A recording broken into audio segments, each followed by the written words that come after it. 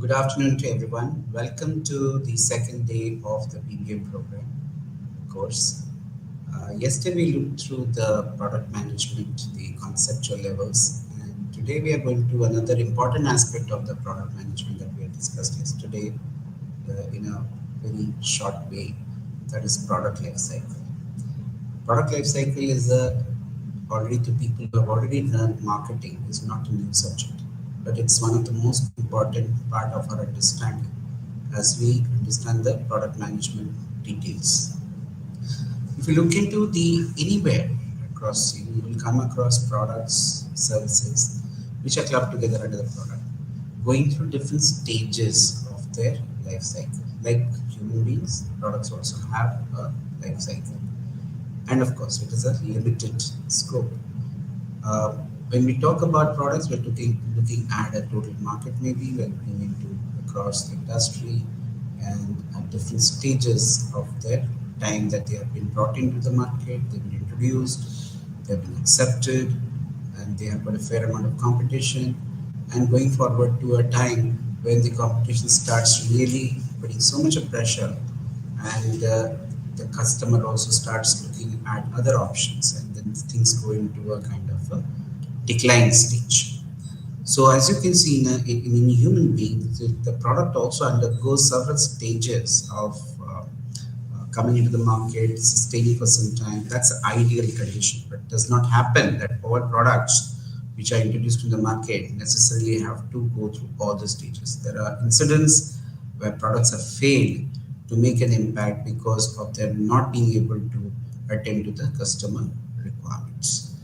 So let's go further in terms of what is the, if you talk about products which are brought into the market, I'd just like to take a time to tell you about when products are brought in the market. Today's market is a highly competitive market. We cannot just blindly get into offering products to the market.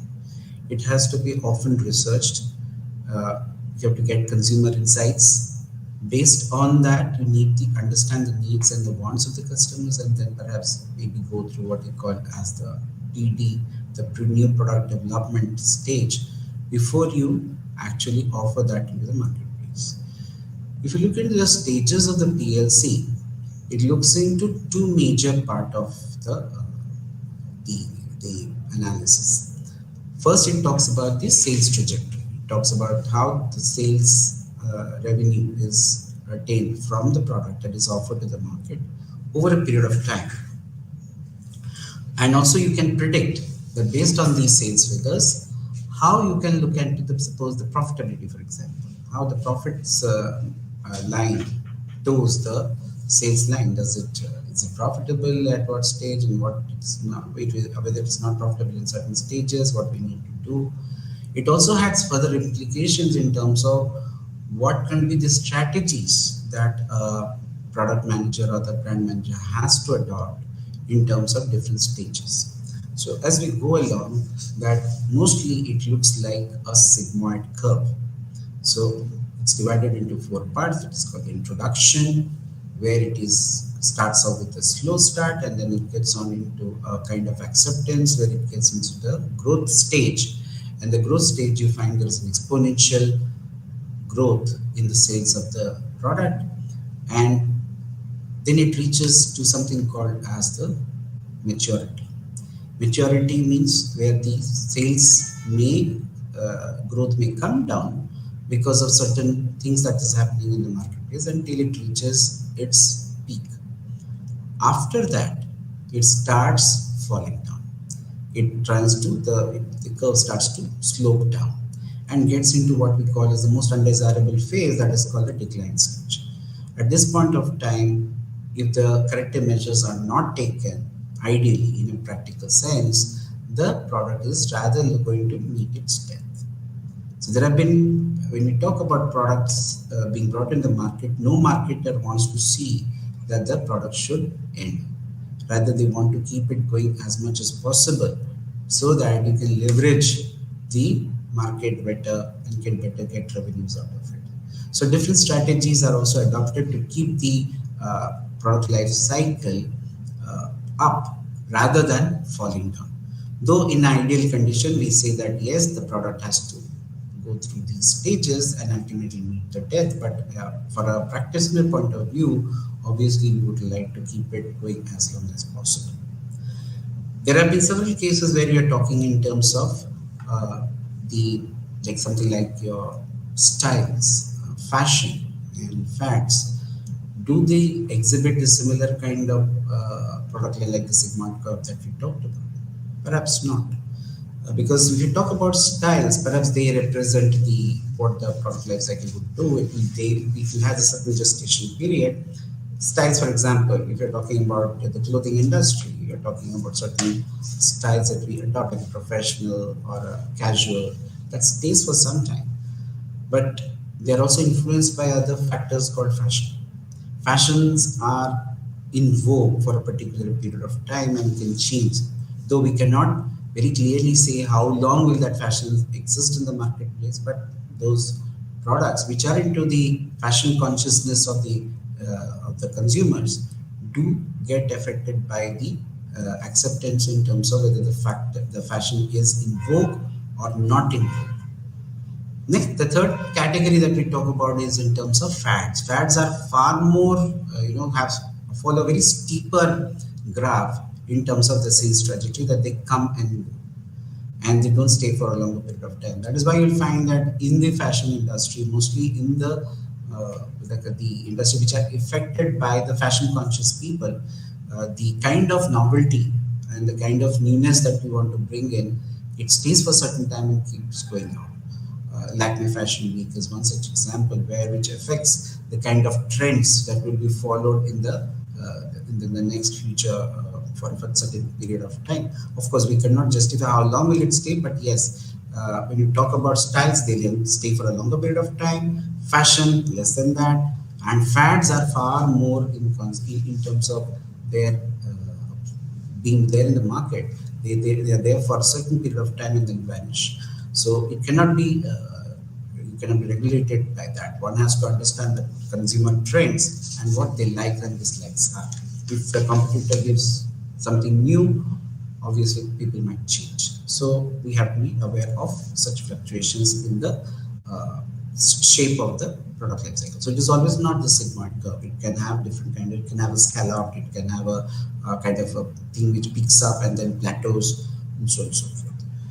Generally, that's why when we talk about PLC, it is most of an ideal condition, that it assumes that we go through a process of evolution, introduction, evolution, acceptance, and then peaks off and then goes down. I've already told you about the various stages of the PLC, right? So generally, as I told you, in the production phase, you will find that the product have a very, very slow start.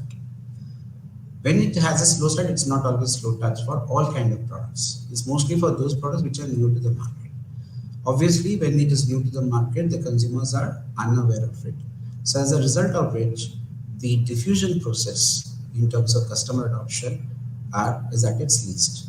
So they are the people who try to adopt a new thing, but in very less numbers.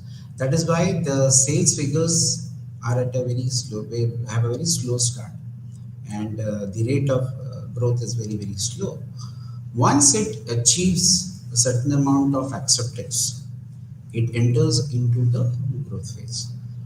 During the growth phase, you will find that the company starts, which is mostly in the negative, in the introductory stage, because you don't have the volumes of sales. They may achieve something called the break even, or may enter the profit territory depending upon the volume of acceptance from the customer groups. So we talk about early adopters, and when the early adopters starts picking up, you also have competition. When the market becomes competitive, you have to flex your muscles across all the things that we talked about in the previous class, the product mix, in order to reach out to your customers and increase your sales revenue. Once it gets into the growth phase, you will find the market hotting up and the competitors are really crowding the space. So that's where you have to start differentiating, start bringing out the differentiation in terms of products, in terms of brands, in terms of the other elements of the marketing mix, which is basically pricing or placement even. The emergence of online retail or the offline into the multi-level marketing can be looked into for reaching out your customers to ramp up your revenues. As you move into the next phase, which we call as the maturity phase, the sales starts picking up. It really starts getting the profit. You start getting profits, and they become cash cows. In the maturity stage, care has to be taken that the rate of growth of sales, the slope of the curve, really starts falling. It becomes slanted. What does that mean? It gives an indication that the market is either the consumers are bored or the market is no longer accepting the product in the similar way. Perhaps this could happen because of other competitors providing better opportunities, or they are able to reach out to customers more, and or there are other new options available to consumers. So there, in terms of product planning, that has got certain implications. By the time it reaches the peak, you start earning profits in the maturity phase. So maturity phase, if a product is a maturity phase, it is good in one sense, but it also is a cause of concern for the marketing manager, because once it reaches the peak, at some point of time, depending upon the competitiveness that your product or your service has, it may start losing market share. Your sales will start coming down at a very faster rate. It all again depends upon what kind of strategies you do to hold on in the maturity stage for how long. Thereafter, it gets into the decline phase, which is something which we don't desire, but then the sales starts plummeting, competitors also start moving out, and some new product starts coming in, and so on and so forth. So one has to be very clear as to where does the product stand. So as I've told you that, as I was explaining the PLC stages, the PLC lends a very important part of its of your analysis to the product managers, because they can plan and they can see that all products, when they start off, they may have a trajectory which is very slow and then it starts picking up. Having said that, we also need to know that certain products, for example, if you're in the toothpaste market, it does not apply to individual brands and individual, let's say, within the family. If you're talking about a particular product line, it may not attend to that. It could be maturity for it could be growth for the product, but it could be starting for the introduction for a particular brand or for a particular product line. So at that point of time, we have to see that it could be like a matured product in the marketplace. So it may not exhibit a very slow start. It may be exponentially high because it will be highly competitive. So it differs from, so in terms of product planning, when it comes down to individual product planning, obviously the PLC has to be slightly tweaked, has to be looked into in terms of how much sales can be achieved for a product which is already existing and you're going as another brand in the marketplace. Because whether it's a brand or a product life, they will follow the same trajectory that your product life cycle has. So that is something one has to be very careful about. How would you operationalize the PLC? If you look at the operationalization process, somewhere down the line, we have to understand what is the unit of analysis, right? The curve, as I was just telling you, depending upon what product class. Suppose you're talking about washing machines. Is it a front-loading washing machine? Is it a top-loading washing machine in terms of capacities? They can exhibit varying curves, PLC curves, right? Generally, the product may exhibit a particular kind of a curve, but when it comes to individual product form or a product class, it could exhibit altogether a very different kind of pattern. So one has to understand what is the analysis, the unit of analysis, whether you're talking about, let's say, a washing machine which is semi-automatic and automatic or whatever it is. So it may have a different kind of a trajectory. Secondly, looking into how relevant is that particular product life cycle to a given market. For example, if it is applicable in a domestic market, the PLC can be maybe the product acceptance is good, so introductory to growth stage could be done in less amount of time. If you're entering an international market where you're relatively unknown, it may exhibit the same stages like that of a typical introductory stage of a slow start, and then it will pick up as you go along, right? Uh, Next, third, and most other important point that we talk about is that where do you see the product in the product life cycle? Somewhere down the line, there is no hard and fast rule to tell us that okay, the product has will be in a particular stage, but there can be certain indicators that may be looked into. Polly and Cook has come up with one such representative where you can mark down on the basis. This approach talks in terms of where you're looking into the sales figures year on year, how sales are tracked as you move along, right from the time you're entering to the point.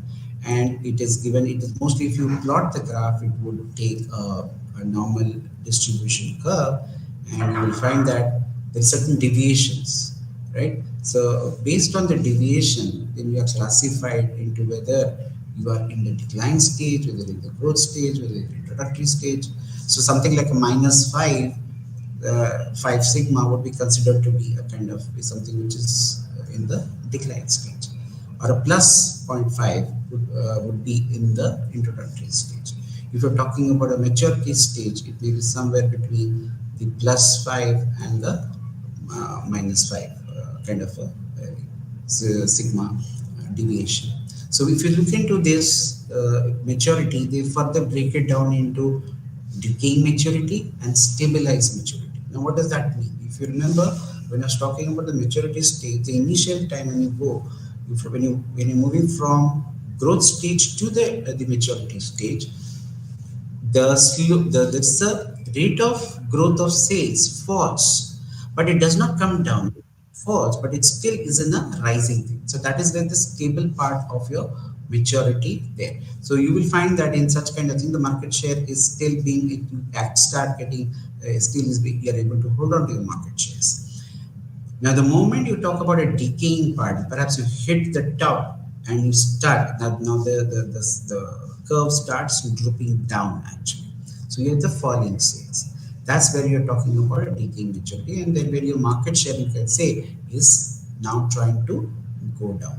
So PLC, you can, when you plot these year on year kind of the percentage change in real sales figures, that will give you some sense as to what kind of a market share does a particular product have. So you can say that depending upon this sale and plotting it this graph, you can say where it is in the PLC, depending upon the deviation from -5 to +5. That is one of the indicators in terms of how the product is performing as per in the PLC. You, of course, most of the PLCs, when you talk about, they talk in terms of actual sales, right? And it is very, very important to know that these actual sales do not come from any other deviations that can happen. For example, which unit sales, is it rupee sales or unit sales, that needs to be clarified. Also, we need to look at whether it is the adjusted sales figures or the actual sales figures, because you may get different kind of data points at this point of time to be tracked. And also, we also need to look at other criteria, which factors which influence the sales achievement, right? For example, market factors like your competitive activity. There is a major disruption happening in terms of technology. So how is that impacting the product life cycle? That needs to be looked into in terms of the unit of measurement when you look into the sales figures. So these are few things one has to take into account. Other thing is the time that is invested. What is the time frame that you are taking? Mostly the PLCs, you take a larger period of time to track down the product life cycle. But there can be instances where the time factor can be very low. It has come, they come and go. The PLCs could be just over a few years of time. So with this few years or few months or even comes to weeklies, right? So depending upon the nature of the product, the time frame needs to be mapped out to check the product life cycle, how it is working out. Another thing which is of critical thing is your how to analyze the market share. Market shares are, these are derived things, obviously, which we talked about. The sales figures is also a critical input to the analysis of market share, because the market share comes from your sales figures, right? Consumer sales. Now, when it comes to market share, which is one of the most commonly referred term for any product manager or for brand manager, for marketing manager per se, how do you use the PLC concept there? So we will look into that. And a very classic work has been done, a framework has been suggested by Bernard Catry and Michel Chevalier. Now, what has been done, I just want to take some time in understanding the various criteria that has been taken into account. First of all, the first criteria is the stage of the product life cycle where the product is currently in. Now, somewhere down the line, if you, some time back, I talked to you about the sales figures. So, if you're looking, seeing that the sales is rising very rapidly, perhaps it would be indicative of a growth. If it is something which is stabilizing, which is falling from past year on year, you will find that maybe it is in the maturity stage. If it is struggling to start right from the beginning, it could be the introductory stage. And of course, towards the end also, it could be falling. So depending on that, the first criteria needs to be established. The second criteria should look into three categories of market share. When we talk about three categories, we look into a small market share, a moderate market share, or a dominant market share. So when you're talking about a small market share, if the product is in that, what kind of initiatives you can take, or what kind of strategic parameters you can take to analyze the market share, and going forward, what kind of decisions you will take in terms of investment. What should you be investing or not investing, depending upon the market share. So these three things of the a low market share, a moderate market share, and a dominant market share across different stages of the product life cycle. That means within introduction, you have a low market share, or an average market share, or a dominant market share. Depending upon that, your decisions can be taken. For example, you want to invest in the product. So when the product is in the introductory stage, if you are in the if your market share is low, there's a scope for you to improve depending upon the acceptance. You will get that in certain markets, you will get indicators that people want to buy. Perhaps that you need to look into what are the resources that you can allocate in order to meet the product. So you have to invest. So you can invest in such cases if you have a low market share at the introductory stage. Now, if you're into dominant, you can go for investment right across all the stages of the product life cycle, because expected return that you get, it will be mostly higher because you're in the dominant side. In case of in the moderate case, you may start off very slowly and then peak to the maturity stage, because all investment also has a criteria of a expected return. So your investment decisions will be driven by how much you are investing and how much is coming back at different stages of your product life cycle, depending upon the market share that you have. Whether you're if you're in the low, obviously you can go ahead with the investment in the initial stages of the product's life cycle, maybe in the introductory, in the growth stage to maturity. But when it hits the decline, perhaps you should hold back, right? Okay. Now, if you see the other way around, that the other implications could be, what is your small market position are advised. If you're got a low market share all throughout, obviously it will mean if you are putting in investments in the first and you are really improving, you're moving into the moderate and to the dominant, right?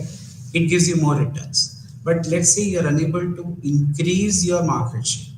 So what will this particular, at different stages of the PLC, you should hold on, and towards the end, never get into investing towards the latter half, from maturity to decline stage. You should not think of going if your market shares are not increasing. That means it shows that your sales are not happening according to the plans. Whatever could be the reasons, you could be looking at the various marketing strategies which could be implicating, but it's not giving you a expected return. So this is one such framework which you can use to look into the strategic initiatives, taking into account, let's say, the investment parameter. Similarly, you can do it for your market position. If you're in the introductory stage, should you be investing? Should you be going ahead with the promotion? Should you be investing into increasing your distribution network, for example? Yes, if you're in the introductory stage, perhaps you should do it. But as you reach the maturity, always it has to be a check balance. You have to understand whether your expected returns are coming or not. Based on that, your decisions to invest in the product has to be taken. So these are the few things which one has to understand, and there is also, you should also know, looking at the PLC as a product manager, should you also be looking at divesting, or should you be looking into getting out of the market at some point of time? There are brands where the company have taken very bold steps of exiting from the marketplace when they were at the peak, because you will get into product modifications.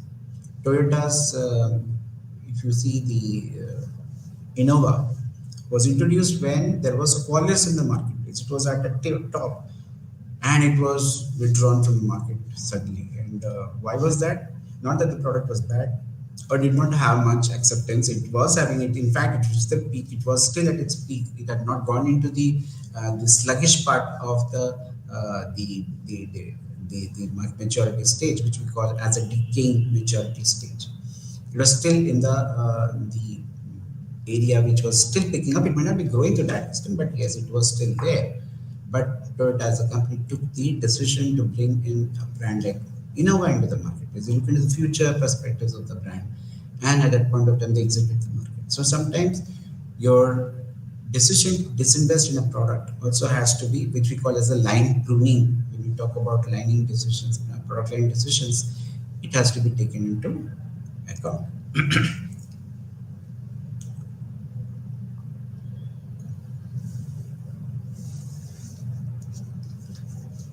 So, if you talk about the other implications of product, then I think it gives a lot of importance, a lot of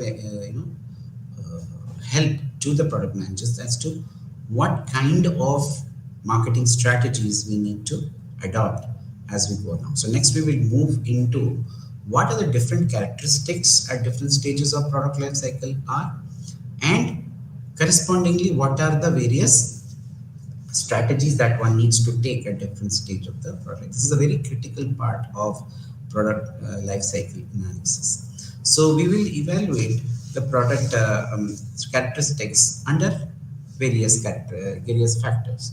So let's look into the first one, which we talk in terms of is the sales figures. If you see the sales as a characteristic, in the introductory stage, it is slow, as we have already defined that it is by nature. When you are introducing a product, obviously the product will take time to get accepted if it's a new product. If it's a mature product, perhaps it may be not. But if you are looking into from the conceptual point of view, obviously the sales is low. Growth stage, the sales pick up very fast. It has got a acceptance, and then it when it reaches the maturity, the sales actually peaks and then starts to fall. Of course, in the decline stage, the sales as a characteristic, that's from the curve, the sigmoid curve is very clear that it starts to go down, so sales fall. As you move to the next important point is that of your costs. How much cost that a company incurs, or a product manager incurs to get the customer. If you see in the introductory stage, since you are just entering the market, your costs are very high. Cost of acquiring a customer is extremely high, and once your figure starts picking up, it becomes the average cost starts falling, right? And as it moves into the maturity stage, it further falls. So in the maturity phase, because you get your huge numbers of your market share, the sales figures also get into the profit region, and you start getting mostly positive cash flows. So obviously your cost also, the cost of acquiring the customer falls down. But at the same time, in some cases you will find that in the maturity stage the cost might significantly, to some extent, might increase because of certain strategies you have to take with respect to your product planning.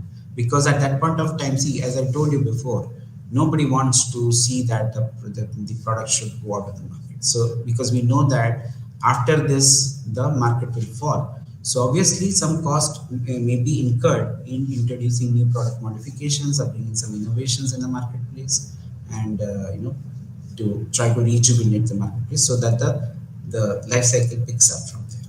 So those kind of the thing, but this is on an average or on a general scale of analysis. Yes, the cost incurred is low.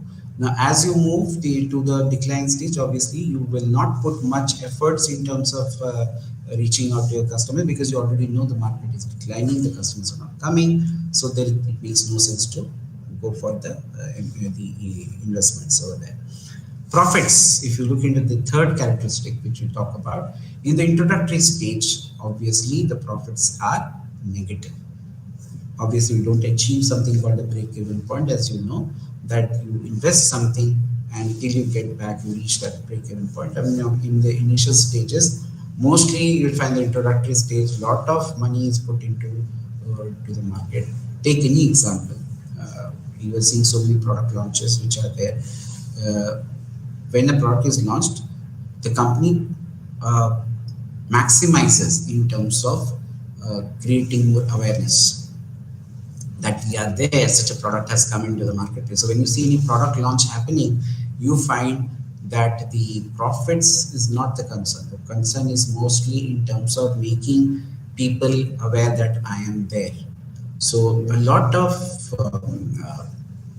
money is pumped into the marketing communications, which is the promotion part of it, and to make your brands more visible in the space, or the products more visible to the customers. Because we know when the customers do not get aware, obviously they will not be moved towards create an interest in them, or to go for an actionable point in terms of acquiring the product.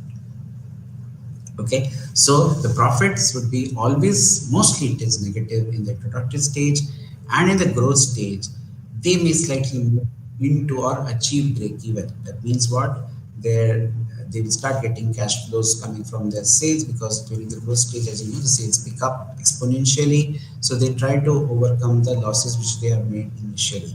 So as you move, it will move from a negative to a positive territory. They may hit the break-even point, and then going further, they will be profitable if they are accepted in. So we talk about that from low profits, they'll be from negatives to rising profits, break even and then rising profits. As you move into the maturity stage, obviously you're already moved into the profit territory. So obviously more and more revenues you start getting, the company starts getting more and more profitable from these companies. But at the same time, there's a caution which is there, that when you reach the peak, obviously your profitability will be higher. But after that, when the sales starts lagging down towards the the latter part of the maturity stage, you will find that the profits will be there. It will not go away, and they will still be there. But then it will start falling at some point of time. So one has to be in area of caution. As you move to the decline phase, obviously the profits will start shrinking, and obviously the investment is also low, so you can plan out for your phasing of the product or substituting it with a better product. Looking into the customer, when we talk about customer, we look into what something called diffusion of innovation. It's something which I will talk about after we get into this. But you find the customer groups in the initial stages is very less. When you move into the growth, obviously the numbers pick up substantially, which we call as the early adopters. And when we go into the maturity, we talk about majority, early majority, late majority. Late majority, and the last ones are the laggards. The laggards are considered to be very loyal to what they have been using, or they're the last ones to adopt any kind of product, but they do not significantly contribute to the sales figures. But that is the kind of customer groups which are there. So it talks about how the customers adopt the product. Now, going back to the competition, obviously the competition is the last characteristic that we're going to talk about with respect to PLC. In the introductory stage, as you can see that introductory, mostly it is a wait and watch policy for other competitors to see that how a particular company is doing, which has gone into it. So somebody has entered a market for the first time, for example, in IT education, computer education, NIIT was the first one to enter. So others joined that particular bandwagon much later. So companies which enter the introductory phase, they have a head start, but they also take time to register their sales. So initially the competition is very low in the introductory stage. As you move into the growth stage, everybody, since they see that okay, the market is responding positively, since the sales are picking up, so there's an opportunity, so the competition starts rising. As you reach the maturity stage, the competitors who are, they rather increase in the numbers, they have the maximum number of competitors there, but at the same time, the weak ones, the weak competitors often gets weeded out, because it all depends on the survival of the fittest. So the competitors will always be at, will be creating issues for a company to go ahead. And there's a dog fight out there. It's a warfare, literally. So not very robust competitors who are weak, you can say, they will be exiting the marketplace. Only the strong, the bigger ones who have the promise can do it. Look at what happened in the mobile services market. We saw Airtel, we had Idea, we had Vodafone, all that doing extremely well at some point of time during the maturity stage. But when Reliance Jio came into the picture, they created a disruption because they were a late entrant in the marketplace. For them, it was an introduction, but for others, it was already in the maturity stage. So what did they do? They started giving data free in order to win over the people. That's when you will find that only the big players could sustain in the marketplace. The weak players got weeded out. In the decline stage, the competition, of course, they don't see any reason to be there. Some of them stay for some time, but then they mostly go down. So these are the characteristics that you see in with respect to the PLC. Let's look into the marketing strategies. Marketing strategies, if you see, the product is the basic model which is offered to the marketplace.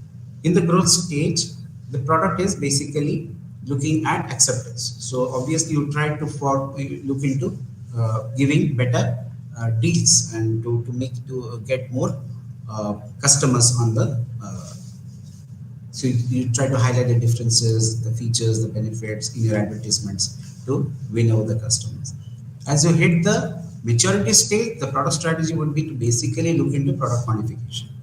You bring out differences, but you also look into product modification, because if the product stays like that, perhaps it will move into the decline. So they need to bring in some innovation to make the product stay in the marketplace. There are different kind of strategies which are adopted, like line stretching, line extensions, and so forth in the marketplace to increase the sustenance of the product in the marketplace. In the in the decline stage, obviously, you would phase out, though in your portfolio, if you have products which are not doing well, you phase them out. So when it reaches the decline stage, you will phase out the weaker ones and try to see if you can, with some strong brand products, if you can do something to stay longer in the marketplace. In terms of price, which is the next most important strategy we talk about, we charge a cost plus pricing, right? And as you move, because at that point of view, you're not very sure, the cost of acquiring a customer is very, very high. So obviously a cost plus pricing, you can have premium or a low price in penetration for mature products. But for new products, you will have to go for a cost plus. You have to take back the money that you have invested. So you may have to go for a cost plus pricing. And as you get into the growth stage, the cost would sufficiently would come. There'll be some leverage. There'll be some economies of scale, economies of scope. So obviously there will be some impact on the cost. So when you have economies of scale, you will find that the production cost comes down. So maybe you can leverage out of the product. So that's where you also move into your positive part of your revenues to start earning profits. So you can start looking into price variations to being competitive in the marketplace. So if you are a market leader, you may be dictating the pricing strategy in the marketplace. As you reach the maturity stage, the pricing strategy has to be meticulously planned, because over there you will have to bring out different modifications, different price points, and at that point of time the customer will be very much sensitive to what kind of price points we are trying to bring in terms of your strategies. And as you move towards, if you are able to, tendency would be to lessen the promotion. But at the same time, as I told you before, with products, you may even look into product modification. So you have to bring out what are the different varieties that the product is getting into. So you need to do that rather than, for example, Maggi noodles is known. What is there in the ketchup? What's there in the soup? Maybe you have to get into the other diversified portfolio that the product or the brand has gone into, to get into promoting that. Or if the product has extended into, let's say, a bike has come with Splendor Plus, or Super Plus, so on and so forth, right? It's, which we call the upward stretch.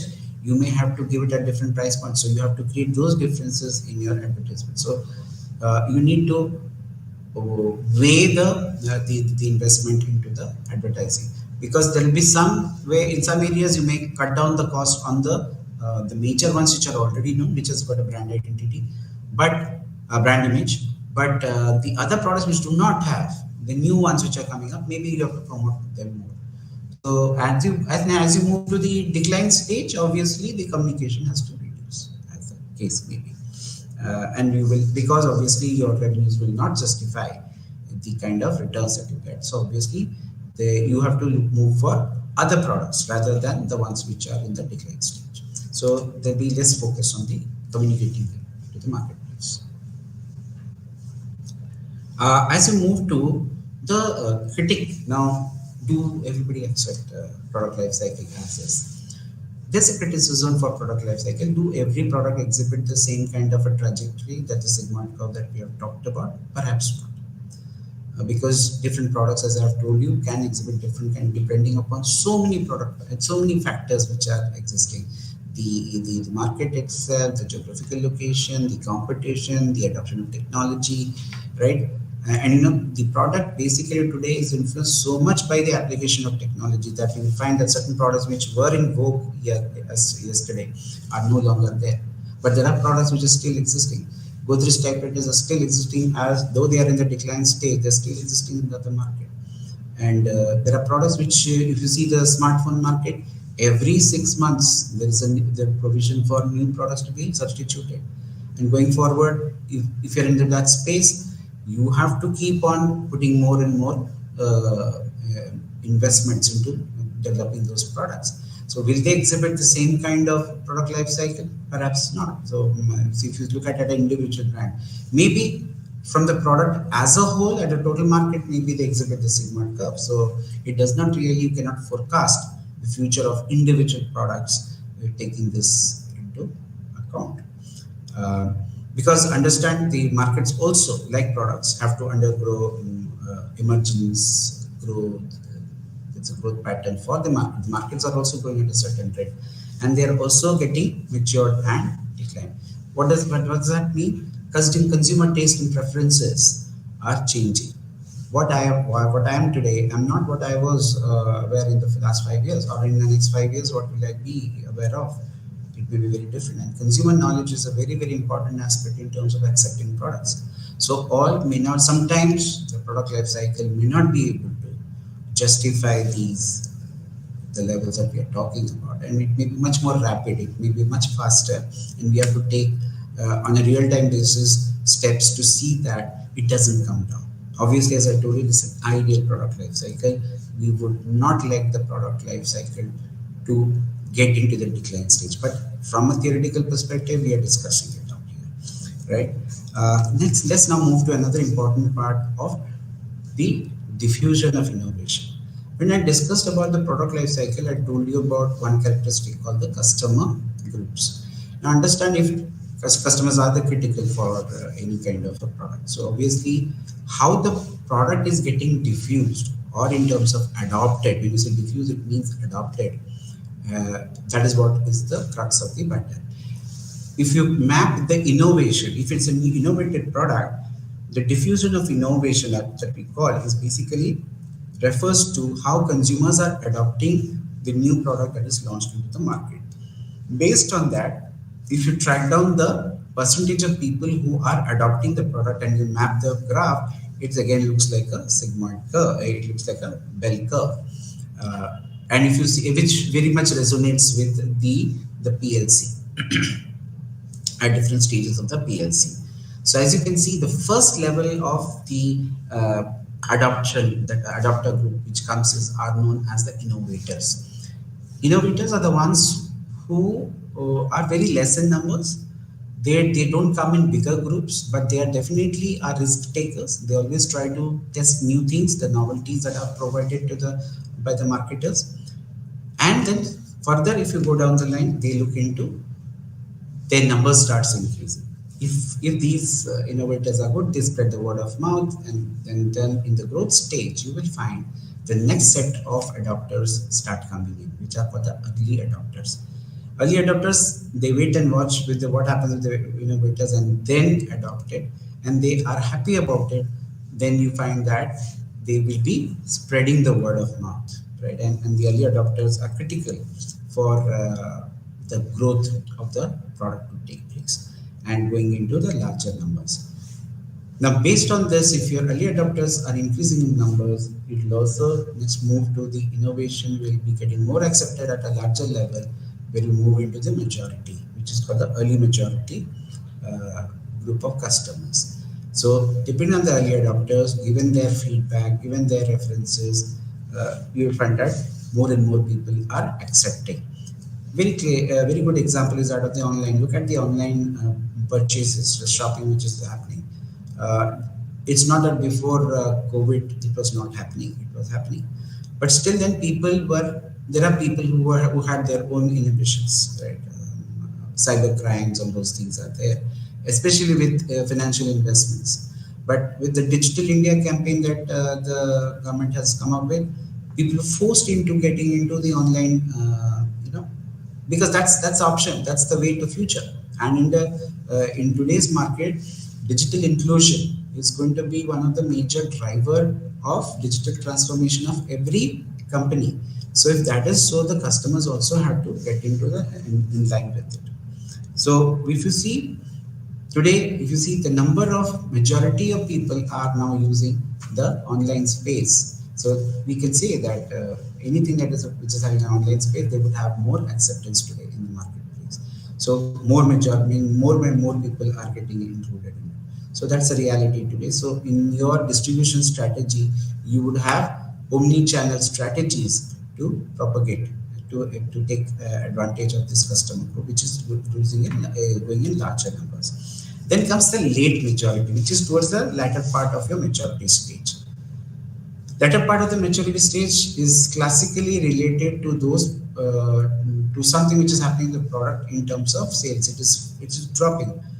Late majority is also a number which contributes maximum to the cash flow. In the maturity stage actually of the product life cycle, you'll find that the company makes maximum amount of money. You get cash cows, right? So if your product is in that, it's likely to become a cash cow. Cash cows are always related to generating profits from the market. So this is contributed by the early majority and the late majority. So it depends upon how you are managing the customer preferences, the taste, or they could be very selective, they could be very selective. So how do you reach out to them? It calls for a lot of innovation to reach out to these late majority. Uh, Understand late majority are the people also who are by nature slightly skeptical about things. So that is why they have come to, after seeing so many people, you have jumped, they have taken a decision to get into. But definitely they have somebody to fall back on when it comes to the adoption story. The last are the laggards. These are the people who are very rigid in their choice, and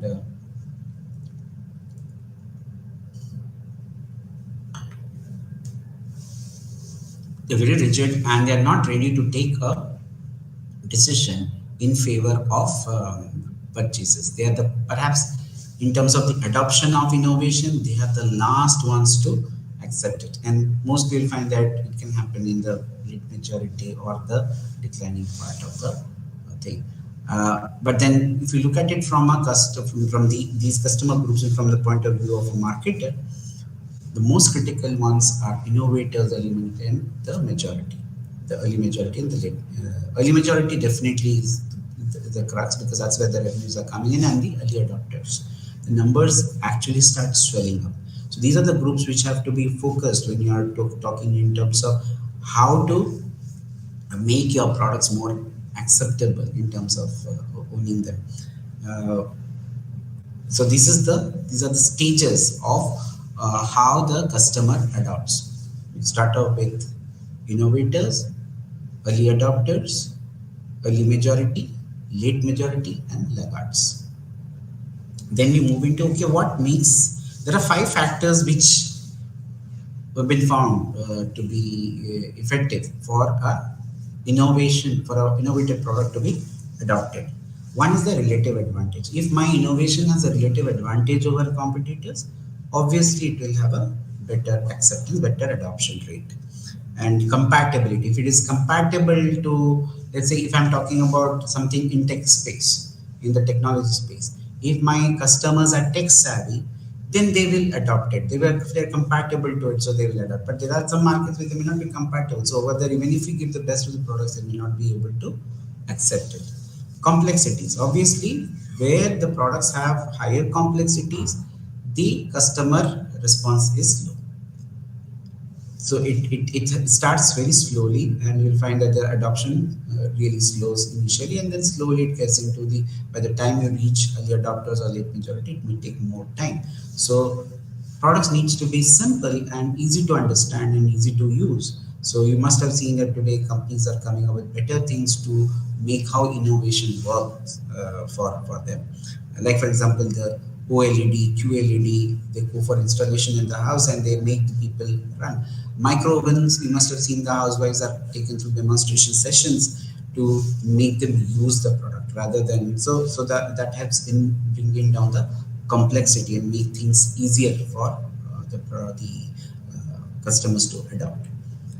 Going by the trial ability, if you are unable to get a sampling, or very classic case, if you see any new product in the marketplace, obviously you go to your apps today, like if a car is being launched, a cardeco.com or a bikedeco.com, obviously you'll find that the moment you put in, the bank comes a pop-up message says that would you like to book your test drive. So these are indicators which makes that you are giving certain trial to the customers before they take a decision. So wherever there is a trial factor built in, obviously it will may result in a positive response. Even in the customer adoption process, if you see, once you are aware, you are interested, you may, before you go for the final adoption from a customer's perspective, you may try. Very simple thing, you must have seen the new brand of perfume that you want to see. There are always sample testers wherever you buy. Why those are given? Or you may get sample ampoules which they give it to you if you are a regular customer to try it out. Or you may be getting from the retailer some kind of along with a toothpaste, a new toothbrush is being launched, so you may try to sample it out and see. So trialability is a very critical thing. Second is if the observability. If your results are beneficial and they are cleanly observable by your customers, then they say that okay, this innovation works. They have got results to see right from the beginning. So that makes your innovation adoption. So these five factors, if you build into your innovation by keeping your innovation, perhaps the customer adoption groups could be faster. It could lay out better opportunities in terms of acceptance of the innovative products. This is very critical because it is linked to the product life cycle. So just to summarize what we have covered today, we looked at how products, what is a product? Product is basically a bundle of utilities which is offered, but then it has a life cycle, it has a limited life cycle. right? And it can be divided into 4 stages. And what are the characteristics of 4 stages across the 5 parameters that we talked about? What is its implication in terms of business opportunities, in terms of market share, in terms of the sales figures, in terms of profitability?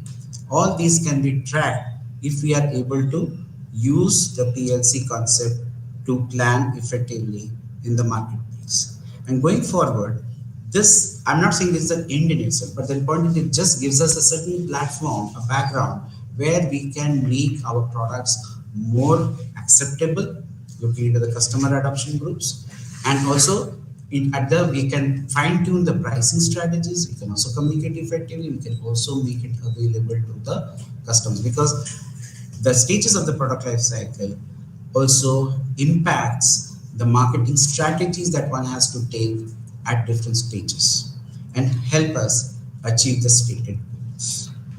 With this, I would like to conclude today's session, and we will meet tomorrow for the other unit. Thank you so much.